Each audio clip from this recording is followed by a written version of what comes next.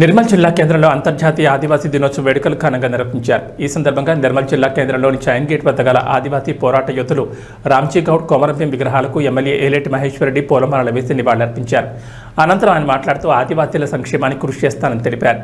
దసరాలోపు నిర్మల్లోని 1000 ఊరుల మధ్య వద్ద ₹1 కోటి నిధులతో స్మారక స్తూపంతో పాటు పార్క్ ఏర్పాటు చేయనున్నట్లు పేర్కొన్నారు.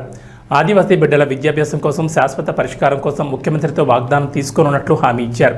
ఈ సందర్భంగా ఆదివాసీ చిన్నారులు ప్రదర్శించిన సాంస్కృతిక ప్రదర్శనలు విశేషంగా ఆకట్టుకున్నాయి.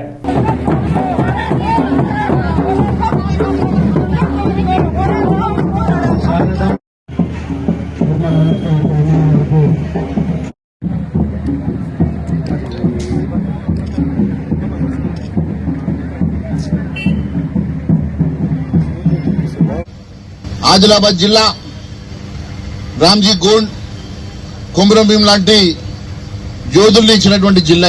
యావత్ ప్రపంచంలోనే గర్వంగా మేము ఆదిలాబాద్ జిల్లా వాసులమని చెప్పుకునేటువంటి గర్వకారణమైనటువంటి ఆదిలాబాద్ జిల్లా.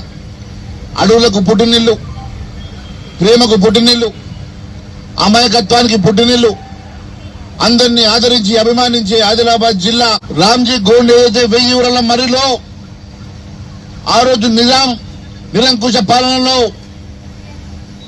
ఉరి తీయబడ్డరో అలాంటి పవిత్రమైనటువంటి 1000 ఊర్ల మర్రి దగ్గర ఒక పర్యాటక కేంద్రం కింద ₹1 కోటి దసరా రోజు ప్రారంభోత్సవం చేసుకుంటామని చెప్పి తెలియజేస్తా ఉన్నాను. ఆ ప్రాంతంలో ఆ అమరవీరులకు స్తూపాన్ని, రామ్జీ గోండ్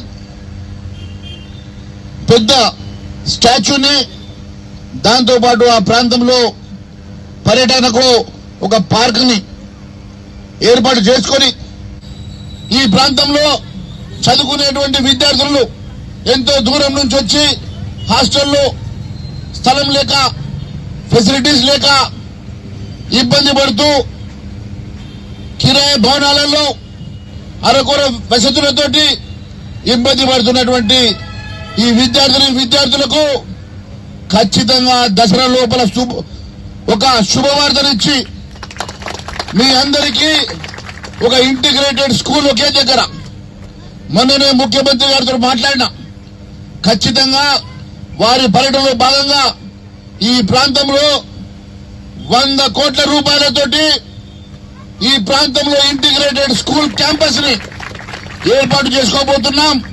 దానికోసం స్థలాన్ని కూడా మొన్ననే ఐడెంటిఫై చేయడం జరిగింది.